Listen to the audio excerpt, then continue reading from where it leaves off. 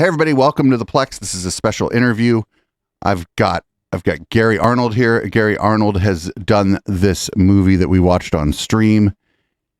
I can't read the name. What was the name of your film again? I'm sorry. I actually have several. Subterranean Seance. Subterranean Seance is the one that we watched on stream late at night on Sunday. I thought I had everything in my notes here, but I didn't have the name of the most recent movie we watched. I didn't have the subject matter of this interview in my notes. What are the other films you've done?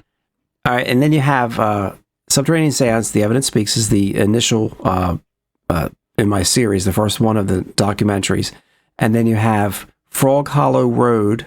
The Evidence Speaks, and then you have a whole collection of archives where you have the actual reports from the scientists. So that's the more technical end. The first one is more artsy-fartsy. So I figured, there would be like a treasure hunt for EVPs and at the same time introduce the audience just to a little bit of what's happening in my world. But the second one is a little more in-depth. And then, like I said, the third companion piece would be the actual archives with all the reports by the forensic audio professionals and audio engineers and scientists. So you and I do have that in common. I've been doing audio in some way, shape, or form since I was very young. The first thing I ever did with audio, I don't know if you ever messed with mod trackers. It was like before digital audio workstations existed. There was a thing called a mod tracker where you'd have you could just insert sounds in a certain order, at a certain beats per minute. People were using it to make like kind of crude techno music on computers. Cool. Before, like, you could really make electronic music on a computer. Now, like, every song you ever hear, electronic or not, is made on a computer. But this was a long time ago. That's true. I've been a DJ. I produced electronic music with more modern stuff after that. And now I stream and do podcasts, and we have jokes about how good the audio is on my stream versus like other political streams. We make fun of other people's audio all the time. So we do have that in common. And so I do have some background in audio processing, although I'm not like doing any audio forensics or anything. I wouldn't make that claim. But I had a couple quick questions. At the beginning, you had mentioned the Tracfone. Can you talk a little bit about the Tracfone and why you use that as your recorder? Yeah.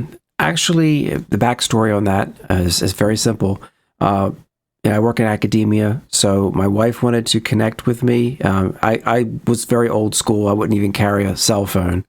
And just the office phone wasn't adequate in case I was going across campus at the local university, where the whole phenomenon started with me. And anyhow, so she said, hey, go out and get some really low-tech cell phone just so I can connect to you. And I'm like, okay. So I took my daughter. We went up to the local Rite Aid in town, and they had a Tracfone there, and it was $10. And I looked at the clerk. I said, well, that looks pretty simple. And I said, I'll give you $5 for it. And the lady looked at me, and she said, okay, $5. So for $5, best investment I ever made. This phone, it just has the simple features on it. It's not a smartphone. So it's just got regular, texting and phone calls, and it's an Alcatel A205G Tracfone. So, for $15 a month, you can have it enabled, and it was 3G. That was back when 3G was still the standard.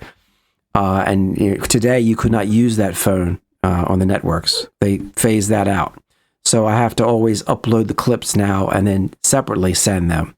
If I use that make and model of phone. Anyhow, that's the Tracfone, my device that I use, and that's not the only device. I mean, I've been able to record EVPs on other devices, and the very nature of EVPs. I mean, obviously, most of the time they're just whispers. They have to be amplified, and there's always the element of pareidolia. And like I said, I'm familiar from all the aspects of this, this crazy stuff. That that you could trick yourself into believing you hear something, all right, that's not there. So when this phenomenon started to affect my life, and I was like, wow, this is mind-blowing stuff, where I get direct answers upon playback of my recordings. The answers would come before. If you listen, you hear the answer to my question, a direct response before I ask it. Now, it's not enough that I hear it, so I had to send it on to audio forensic professionals with their bleeding edge AI software so that they could come to a professional consensus of what is this saying, because you can hear what you want to hear, and anyone can dupe themselves into believing something nonsensical. But the more I interacted with this phenomenon, the more disturbing on some level it became, because I'm like, okay, how can these answers be possible? I mean, you start to, I'm a practical person. I've always been very rational. So I didn't seek this kind of fame or whatever. And there's been a lot, I've done a lot of podcasts, FM radio. I've had newspapers interview me.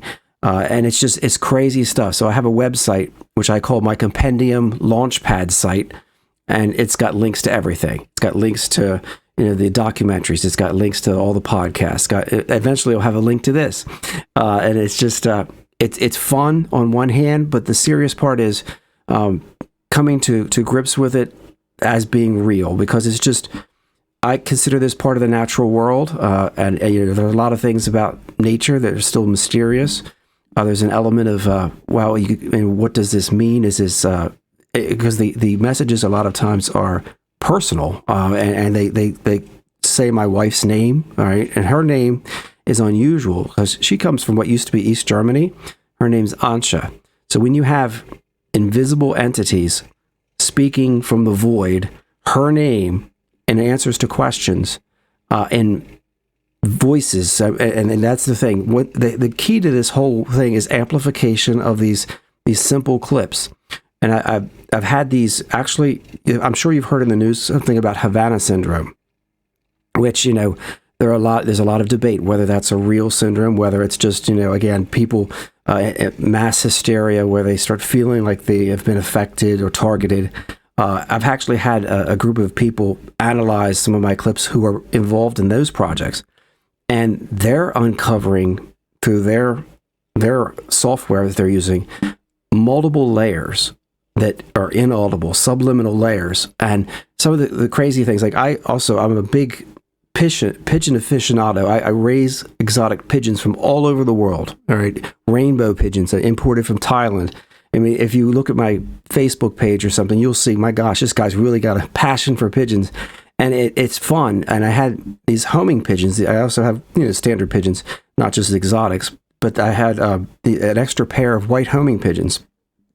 And in the middle of all this interaction with this strange phenomenon, I have a question. I was like, okay, well, I have this extra pair. What does the ethereal, what do they think about me with these extra pigeons? So I have a clip, and I asked them, should I sell my white homing pigeons? All right, now, palm playback of the clip, a Class A, which is like most people would agree, that's what was said, because the Class A EVP recording, before I ask the question, you hear an emphatic, sell them, and it's like, what the heck? And it's just a direct answer to the question that follows, which again, makes you think, well, are these, whatever they are they telepathic? Or as time as we understand it, nonsensical, because really there is maybe everything's happening all at once, the eternal now, as T.S. Eliot said. And again, I'm a person, I love literature, and that's my background in writing and stuff. So I'm open-minded to some things that a lot of people may be quick to dismiss, but I'm also driven by the data.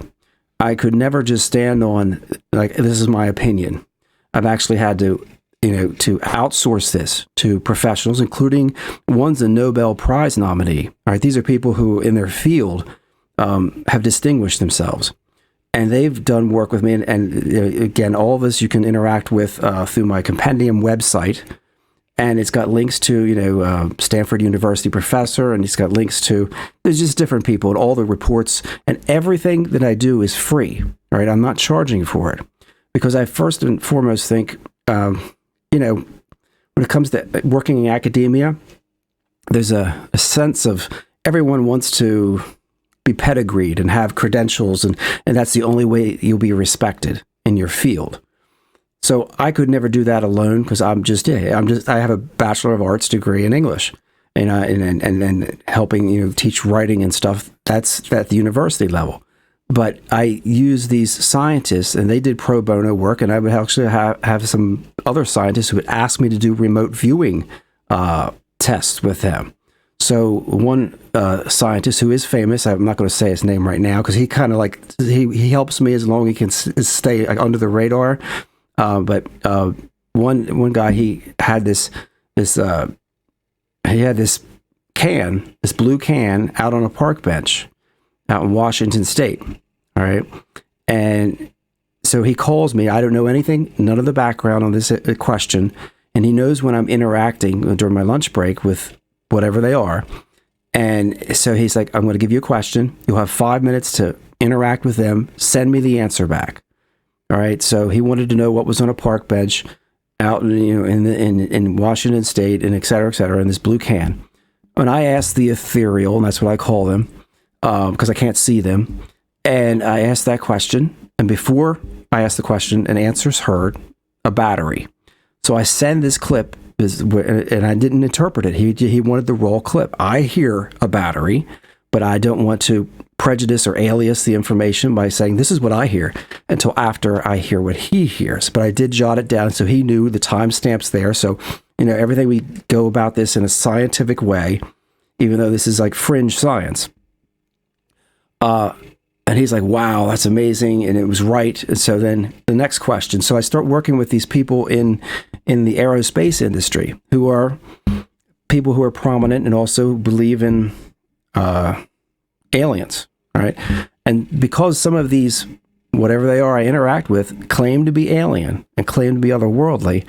And I know it sounds absolutely bonkers. And the only way I tell people, and I'm able to have a sense of humor about things, the way I'm able to deal with this is that I have a wonderful wife and kids and a normal life. I'm able to compartmentalize this and say, you know what, I will give this a small slice of my life because it's more than just a curiosity. There's something to it. Understanding it and what it really means, that's another thing altogether. But I've gone about it and with these scientists and with these professionals who actually are in the industry and have them evaluate these clips. And they're coming back to me saying, send more, please. There's something going on here.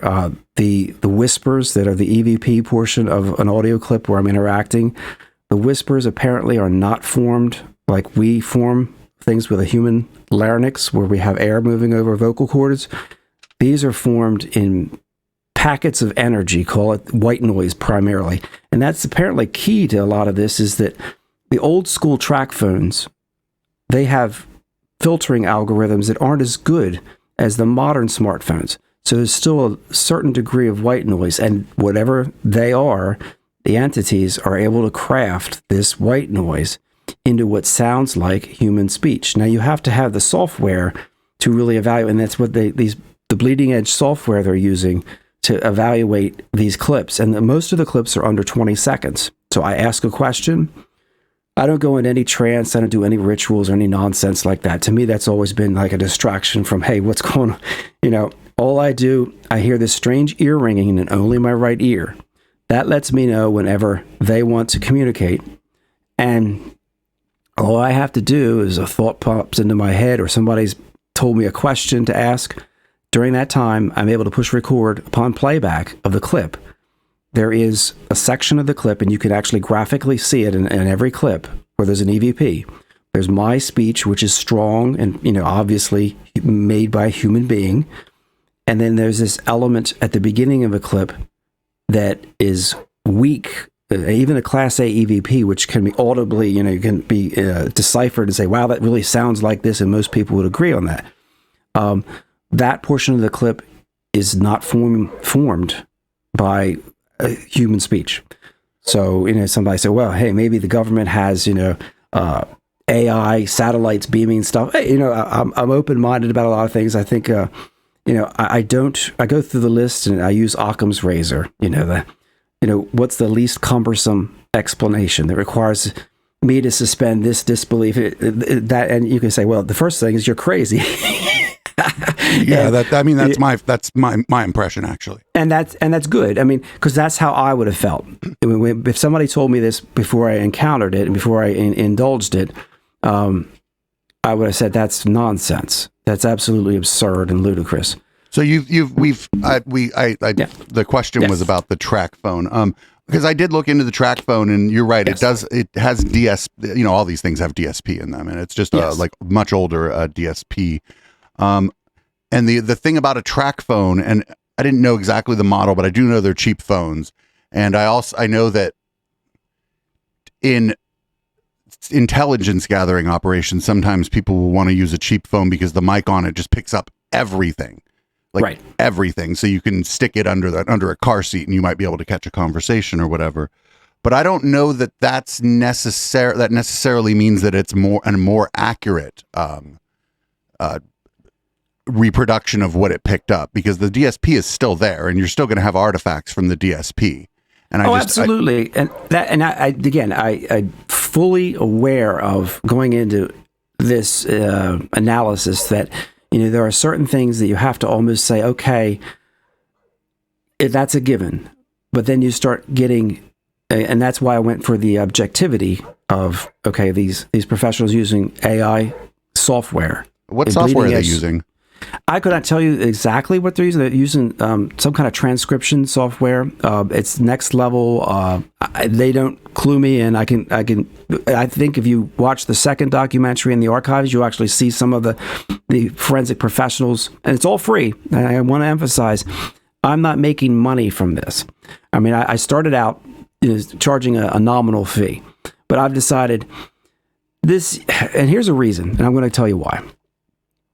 Last year, March the 12th, I was pumping gas at the local gas station, and this came to me, this number, to play the lottery. It was a pick 4 number, and the number was 3001, straight. Well, I had a little extra change in my pocket, and I went in, it was $3.50. I played that number straight. That's not something I do. And I won. All right, I went home. Now, the odds of me winning were 0.01%, all right, which is 1 in 10,000 playing 4 digits straight, the math behind that. And it just like confirmed, this isn't about money. If I want... This experience itself, all I'm trying to share with people is something doesn't make sense here. We've been told the world is this way. And I was raised in a Christian household and stuff, and there was an abstract idea of what God is like, and maybe there are angels and things. But I've found in my own experience, and my experience started in the library, the university library during my lunch break in 2017 in December. I've found that at first, it was frightening because I thought I had to be cracking up, and I went to the family doctor, and I had detailed high contrast MRIs, all this stuff I'm willing to share, and actually some of it is in the other reports, the documentaries, brain scans, seeing a psychiatrist, and going down the path of saying, let's evaluate my blood in broad spectrum, full spectrum blood analysis to see maybe there's Lyme disease, because I'm from a region where there could be something, and that can cause dementia, or the early onset of dementia, or family history. Is there anything to look to, and understand? I believe in that, because that's the right way to say, well, that's not been fruitful. That's not showing it. And so you end up with my family doctor listening to the clips with me and praying about this, because, he's a man of faith. And I'm pretty skeptical of your story, but you can continue. That's fine. And I expect that. So I actually said, did everyone clap? Here's one where they tell me to go get the blood work. All right. Now I let him listen to it, and it's just like, the idea, and it should be, like I said, it's smart to be skeptical. I don't subscribe to just anything at face value. The bottom line is, these scientists and people would not give me the time of day, and they certainly wouldn't continue to interact with me till today if there was nothing in it for them. People can be in professional positions, and people can be in positions of prestige and have what I would call wacky beliefs. There are Oh, there are just a ton of people with PhDs who we cover on one of our podcasts who believe all kind of wild things. There's a guy who works for Peter Thiel who thinks that he unified physics by himself in his spare time, and he's a credentialed mathematician and physicist. I mean, people. Yeah, there are a lot of cranks out there, my friend. I absolutely agree with you on that. What I'm trying to say is most people have a reason, and it's a profit motive, or something. Some of these actually are with the CIA. All right, so these people are intrigued as well. Now, what does that mean? If someone at a dinner party told you they were a CIA agent, would you believe them? No, absolutely not. I want to research. I want to find out more about them. I want to. The point of a spy is that you never know that they're a spy, right?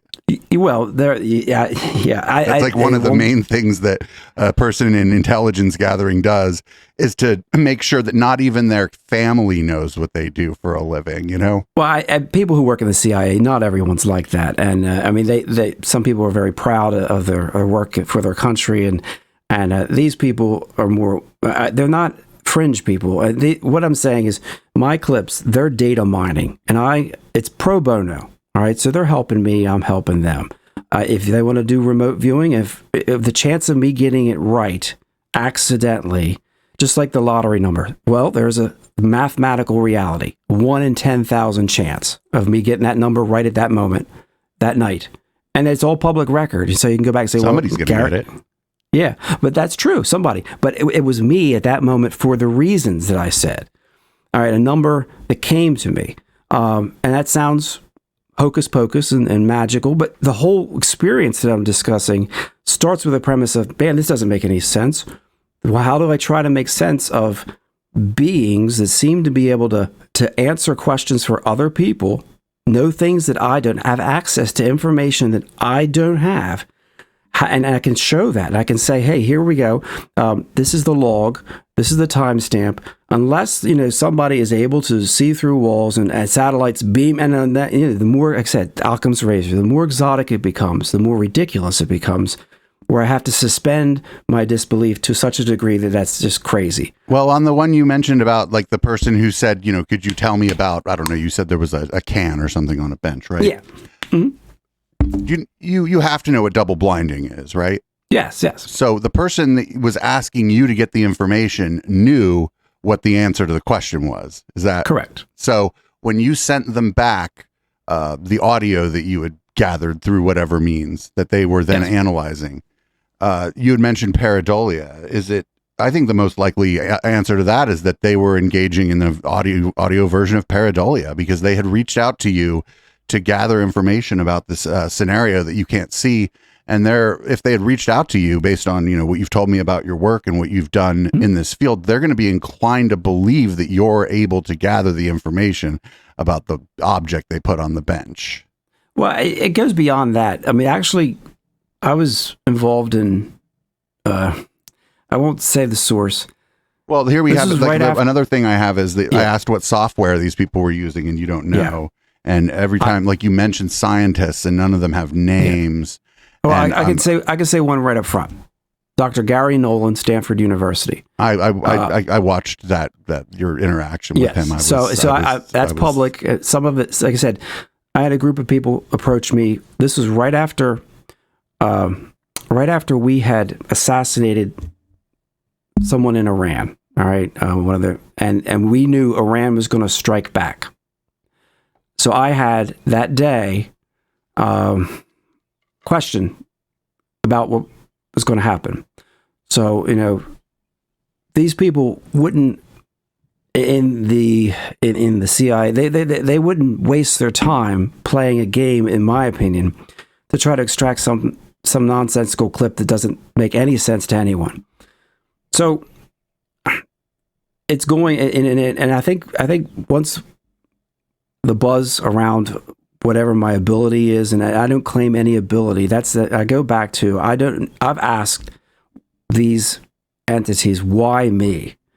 And they say, we're sorry, which is not a good thing to hear. You're our favorite. And I'm like, favorite in what way? Like a pet? like what, and if I'm your favorite and it's a bad thing, that's not a good. So I try to keep a sense of humor about it. The scientist, and I just use Dr. Gary Nolan because the video is public, and I am able to do that. But there are people out there in Bob Bigelow's circle. I'm sure you've heard of him in the aerospace industry. He's a billionaire. I mean, I'm not name dropping. You wanted a few names. There are people who are more than intrigued by whatever's going on, including some who believe that this is a weapon, that I stumbled into something that, is crazy, and it's part of the whole Havana thing, Havana syndrome. And that if it could be shown or demonstrated and repeated, with scientific method, you have to be able to repeat things. It's not just a one-off. Repeatability and a controlled environment. That someone is playing a game, screwing with us, and especially during the election. All right, we had a big presidential election, and I have clips that were controversial, and I was told to not make them public because what was on the clip was going to cause trouble. We already had a very contentious election that really, in a sense, is ongoing. That even though Biden is president, there are certain people out there who don't believe he is, and it's scary stuff. Everybody wanted to know the answer in 2020 of who's going to win the election. It's a very easy question. When you get a response that's very clear, and then some people don't like it, and they say, you better not make that public. Well, I've had some family and friends that were threatened. And I understand there are people out there who want the world to be seen a certain way, and they're in positions of power to scare people. It doesn't stop my my interactions. It doesn't stop my research or my own investigation. But there are people out there who absolutely don't want you to rock the boat, and they get annoyed. It's a political thing. It's a control power thing. And I'm not being conspiratorial. I mean, that's life. Again and again, people have, those who have the ability to exercise some influence, they don't want you to challenge or to diminish their ability. And I'm a nobody. And I start out all the time. I say, this fell into my lap, whatever it is, and they're still investigating it. And I have my suspicions what it is. I've had the clips, like one of the clips where the beings say, because I give them, selection, what are you? All right. And it's pretty clear that they seem to want me to believe they're alien and otherworldly. However, so I heard the alien one, and I would be willing to maybe buy the alien one, but the clip where you say they said otherworldly, I had, a bunch of people in my chat when we were watching this, and nobody was like, they're like, you, even with the priming beforehand of it supposedly saying otherworldly, nobody said that they heard that. And one of the things, like I said, I've outsourced the data mining of these clips, and they're short clips, and believe me, you I'm able to outsourced it to people using software that we don't know the name of. Well, and most of the people, I am not a technical. I can give you names of people, and I mean, one's in the music industry actually. He's an audio engineer, and part of that's part of the report. If you read, and this is all free, I keep going back to it because sometimes I've argued with people and they haven't even done the homework because they're automatically say, "You're crazy." There's a lot. I mean, there's a lot there. I didn't go through all of it either. I have things to do. There are hours and hours of stuff. Yeah, I have stuff to do. Like I didn't go through all of it. Yeah, and I hear you, and I'm with you on that. And I just what I try to do, and not the teacher in me saying, "Well, you got to do your homework," because you can tell the students you can't really expect to know the answers to the questions unless you do your homework. And sometimes skeptics just write me off, right away. You're a quack, and I'm like, did you even look at this stuff? No, I'm not going to waste my time. Okay, well then I really am there. Yeah, we watched the film that you had recommended to us. Yeah, like we watched, and not only it wasn't just me watching it alone. There's a whole community that is that.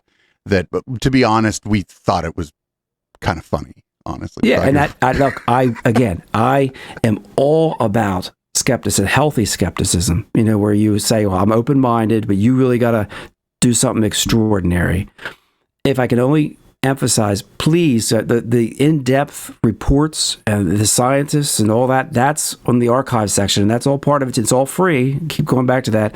I mean, I don't want anybody's money. And, I won $17,500 from that $3.50 bet. That's not life-changing. But,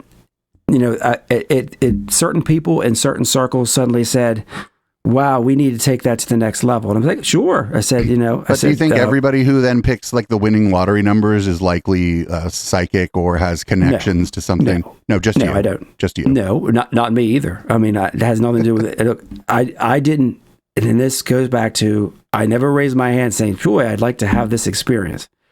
I'm trying to understand this experience with my background not being an audio forensic person or a scientist. My background being, in writing and stories. With, you have to. I believe you have to be open to certain ideas. There are certain things in life that you can approach. One of them, I'll quote Dr. Nolan. If you ever, what is Dr. Nolan's area of expertise? He is actually, he works at Stanford. His expertise is in the cancer, pathology and stuff. So that is so he's expert on audio, and no, he has this circle of people who work in stuff like this. See, once you get a certain interest, then they network. All right, say, okay, well, this person in the CIA does this. All right, Kit Green is a person in the CIA, I could say. All right, now he's got credentials, and he worked in remote viewing. All right. So, and as crazy as that sounds, our government did fund it. All right. We funded a lot of things that are crazy over the years. And so you have people who have the pedigree. And again, in academia, and you need pedigree. All right. You need. Speaking of academia, has any of this stuff by any of these academics that you're talking about, has any of it been published and subjected to peer review? That things are being worked on. So is that no?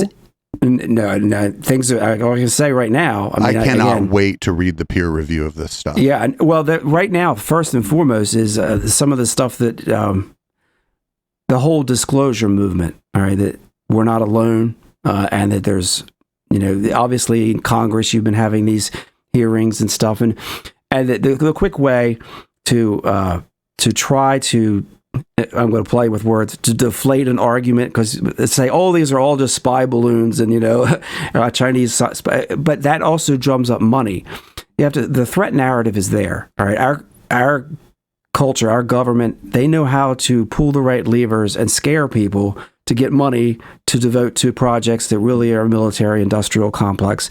I'm not one of these people who's involved in any of that stuff, but. There's definitely in I don't know how much you use Twitter or any of the other social media. I'm on Twitter all day because of what I do. Yeah. Okay. I haven't researched you, so I'm just going at this cold.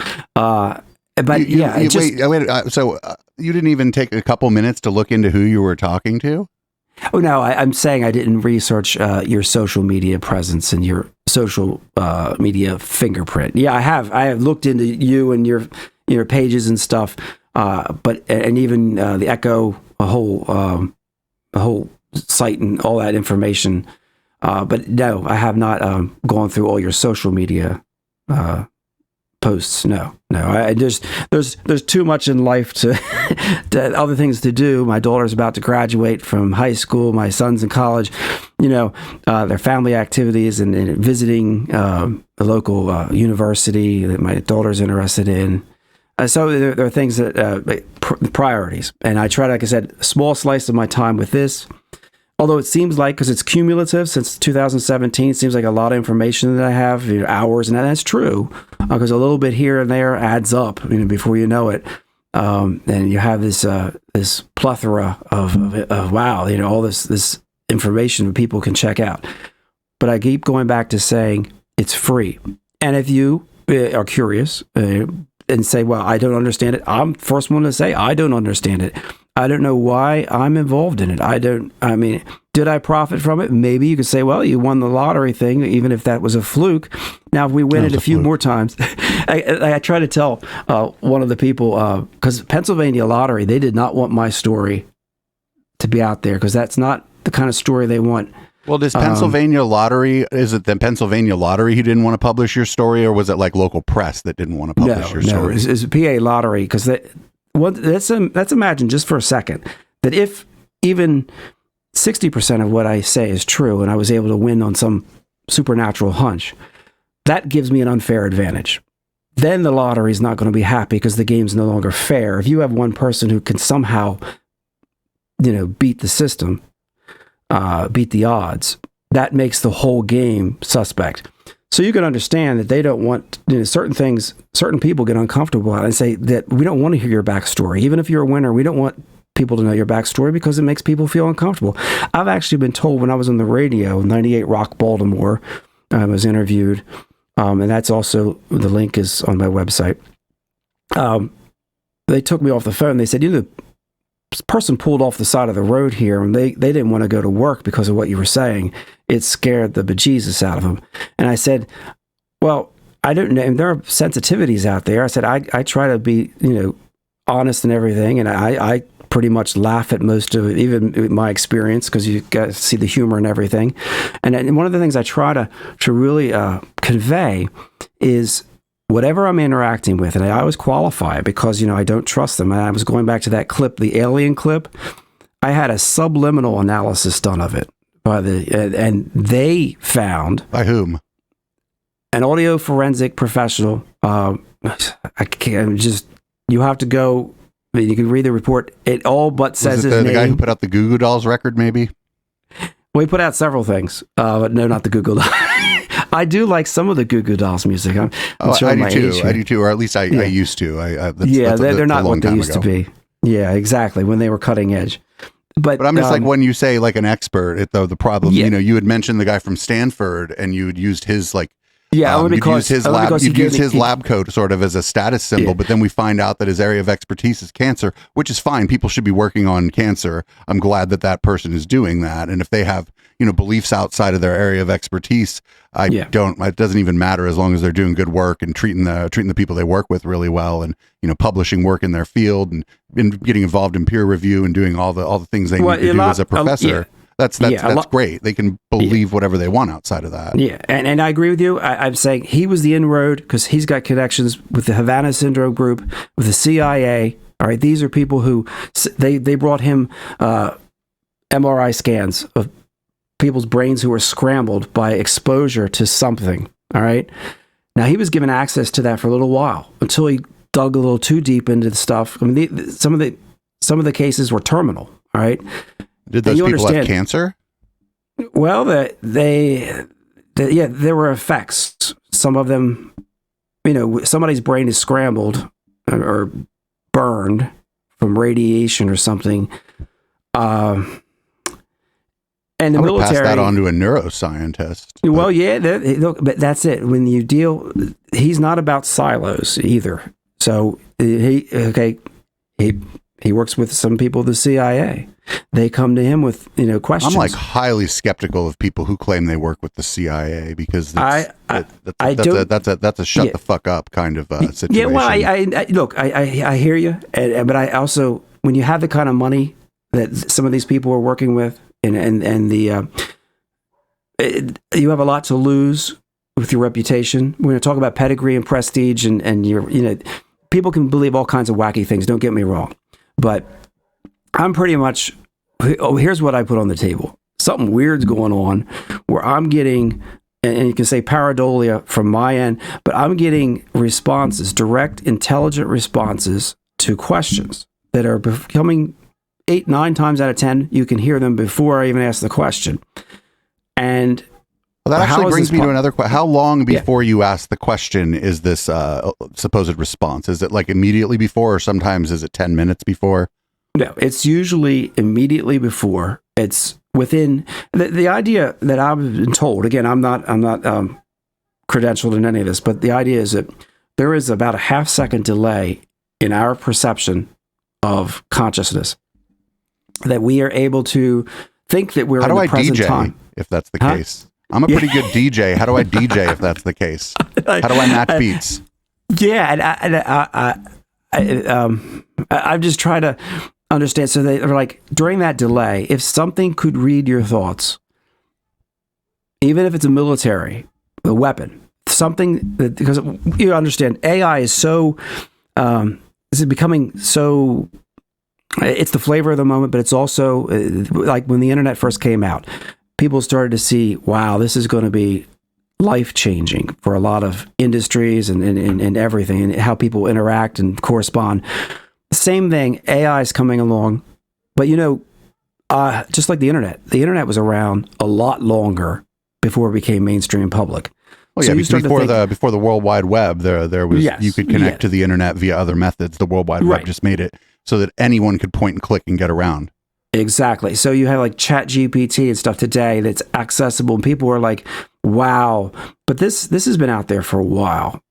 Maybe it's not been available so people can use that kind of technology. But believe me, CIA is probably, and I say the CIA, I'm just picking on them, probably 50 years ahead of what's public.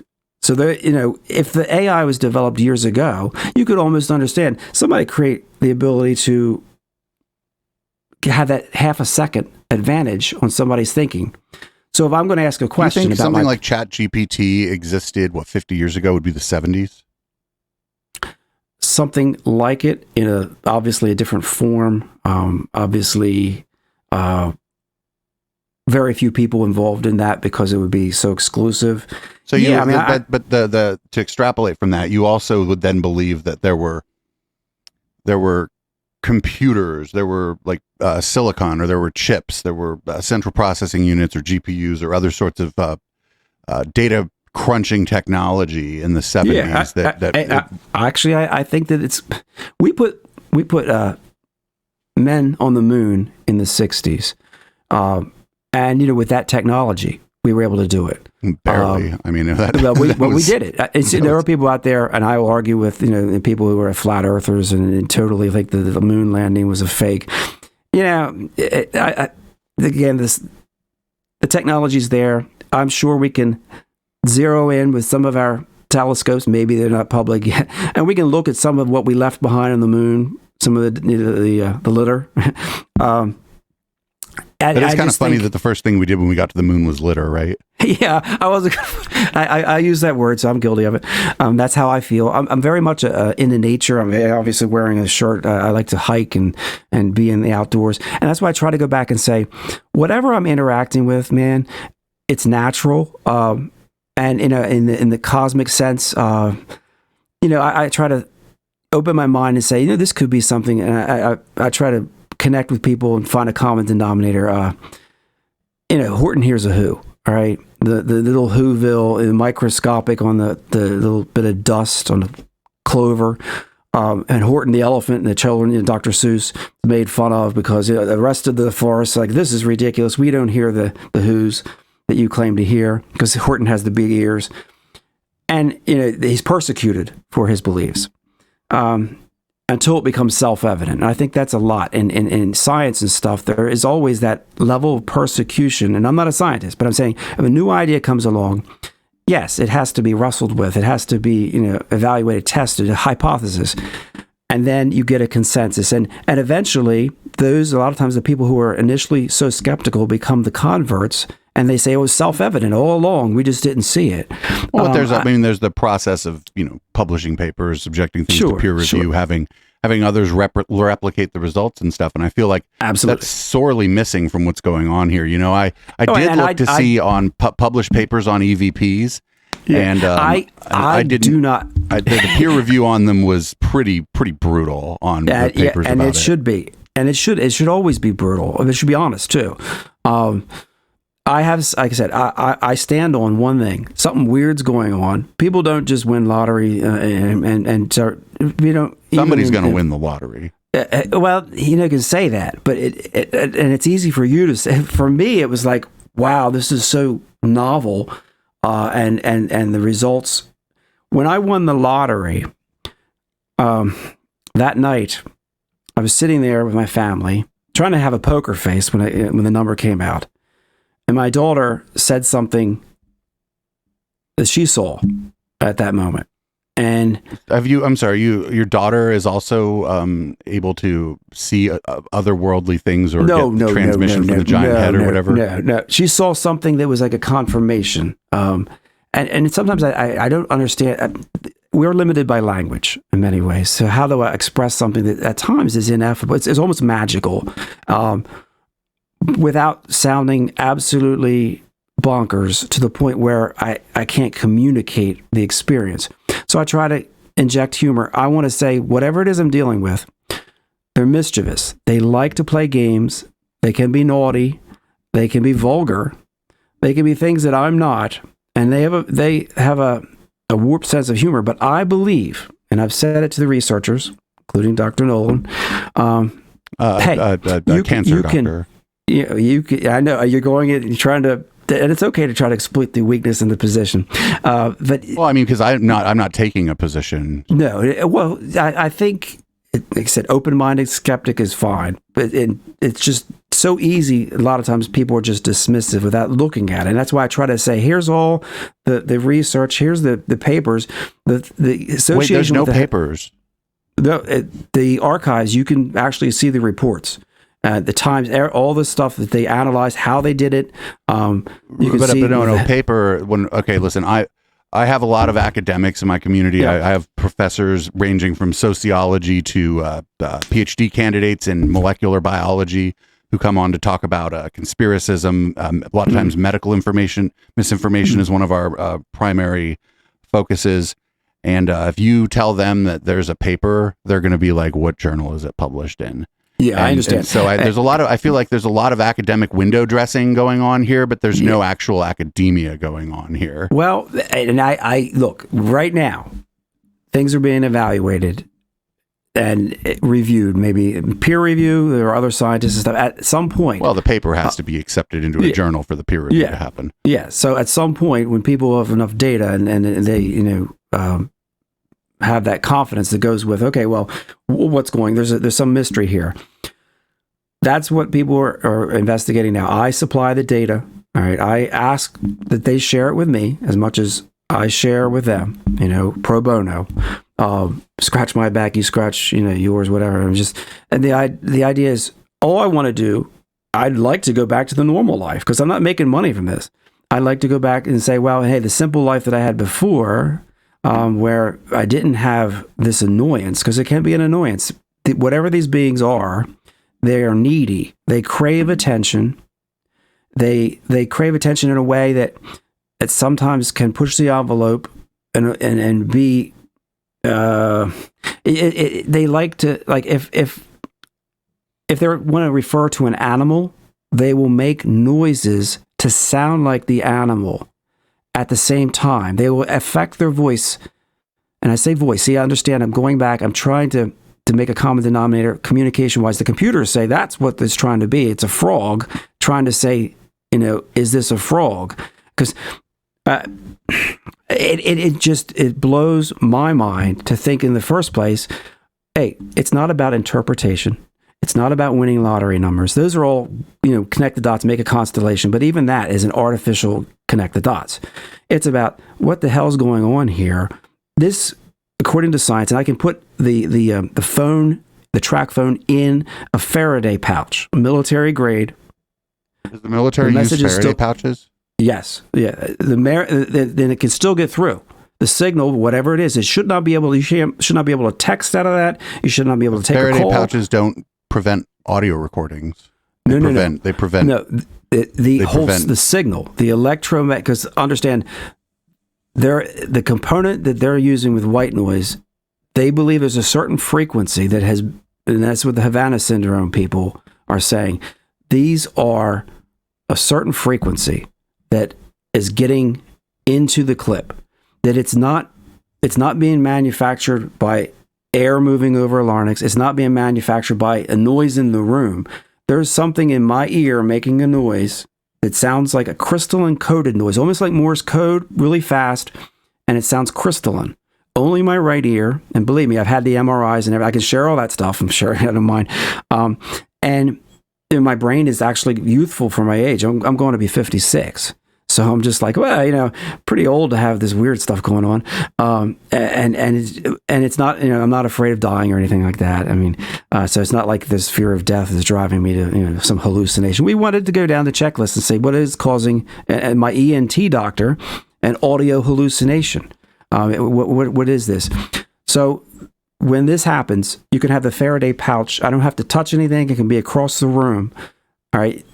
Once that device starts recording, I hear the signal over here, and we have multiple things going at the same time. So you have more than one cell phone of the same make and model. You also have cell phones of a different make and model, all of them turned on simultaneously to see what's recorded. All right. Now, in different locations and stuff, there is something being recorded of a certain frequency that is getting through the Faraday pouch, which again boggles. Okay, what the heck's, this shouldn't happen. I don't know what it means. I'm not a scientist. I'm always thinking, well, there's always some way around, maybe the Faraday pouch, but they're not all compromised. They're not all, these are military from different companies. We have some of those. We also have some the same company. So we can compare apples to apples, oranges to oranges. Again, it's all about data collection. It's just a mystery. And like I said, the beings like to be mischievous. They like to do strange things and quirky things. Like we had a rabbit that passed. I say passed, it died, right? All right, the rabbit died. I sometimes off the wall, the ear ringing starts. I'm going to ask a weird question. I said, so what's the name of our rabbit that just passed? Upon playback, before I ask the question, you hear a loud and clear, Cuddles! That's the name of the rabbit. Is that what it sounded like on the recording? Yeah. Yeah, and I can send you that. You mean like otherworldly? No, this is much more clear than otherworldly. The otherworldly was a companion piece to the alien clip, which again, I suspect, and this is, as I was saying earlier, I had these Havana syndrome analysts who were looking into the clip. There's subliminal messages. When the alien clip has a subliminal component. What do they call that? I don't even know. I'll have to look that up. Anyhow, the subliminal component that can't be heard is subliminal. When it's analyzed by computers, there is a voice that says, okay, I'm going to be an alien. That they're pretending to be maybe what we want or what we expect. Maybe it's a game. I have the remote viewing, when I've done remote viewing for these scientists who ask me questions, and to get them right, the beings say, are we going to play the game again? And I said, the game? Yeah, we're playing the game. You want to see what's going on the other side of the world. And I said, sure, that's what, if you want to call it the game, it's remote viewing to me. One situation when you get that right, that's a fluke. It's a battery. When you start stringing these together and you have a whole series, it becomes less and less probable that it's a fluke. That when you have 30 clips and they're right on each one, and I have the correspondence, so the person sent me the answer, when I click, they click, all right? So within like 30, I have then their response. This is what and the timestamp, because they're talking to their colleagues. So they said battery. Before I sent them the clip battery, they said it back and forth. So I heard battery. And they're not talking to me. This is like, I'm totally blind, like you said. It's not double blinding, but no, I'm saying I'm totally blind too. I don't have anything I can do except send the clip. But I then see the result, and I'm like, well, so what are the odds? What are the odds? And then you start. I'm not being an odds maker, but you start seeing that after a while, to think that everything is a coincidence or a fluke, that becomes stupid too. That becomes something like, well, that's so improbable that you start thinking, wow, that's not really likely anymore. Okay, well, I kind of want to, I'm kind of getting ready to wrap this up here, but I want to, we do a show about the satanic panic. And this reminds me a lot of, do you remember in the 70s and 80s, people were freaking out about rock and roll music, and they'd play the record backwards, and all the records said Satan. All the records said Satan. All my favorite records had a backmasking message. That's true. Iron Maiden and Ronnie James Dio and all my favorites. Except that they didn't. That was just that like some kook was priming you. It was priming you to hear "Oh, sweet Satan" or whatever it is. It was a marketing ploy. Yeah. Prior, and it was, as soon as people started doing that, absolutely, the record industry was like, "Yep, Satan, let's go." But this just reminds me what you're talking about here. Just reminds me so much of that. I just feel like we've gone back in time in a lot of ways. And I got to tell you, you seem like a nice guy, but I'm not buying what you're selling, even though you're giving it away for free. Yeah, I'm giving it away. Yeah, that's again, frame that it's out there. If anyone's curious, and that's what I want to just share it. And that's all I'm putting on the table. Something weird. It seems like very weird's going on.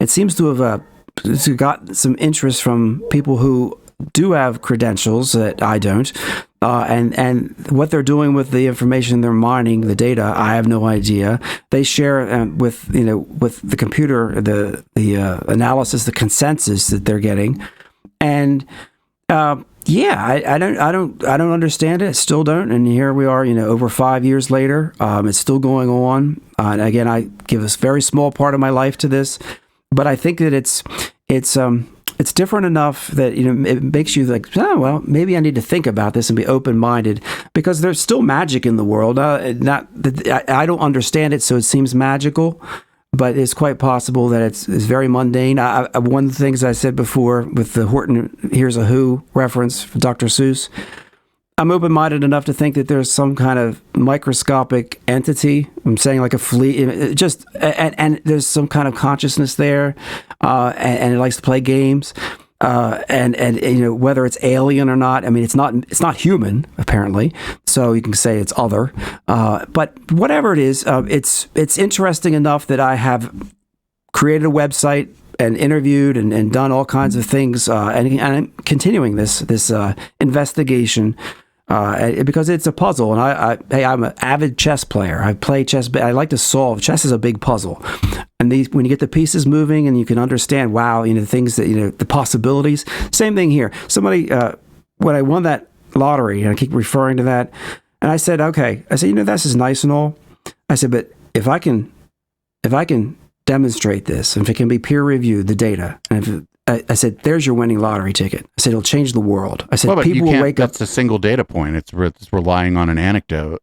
No, I'm using the lottery reference. I'm trying to say, if at some point that the consensus and enough people in the community that they peer review the data and it's published and everything, then that's the winning lottery ticket. Then people maybe will have a new sense of another wondrous element to the universe. Whatever they are, they're here watching us. Apparently, they watch all of us. That's what I've been told by them. They find us interesting, but at the same time, we're not a very smart species. So we have a potential, but a lot of times they laugh at us.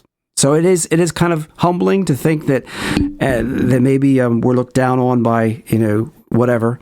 I mean, somebody said, "Oh, these are actually angels reporting to God," and I don't know about that. I mean, some of them seem like they're fallen angels from the perversity. They say things that you and even racial things. I mean, so there's a viciousness that I don't get, and when they are vicious with me, when they say things that I absolutely find it abhorrent, I cut them off. I said, I don't have to talk to you.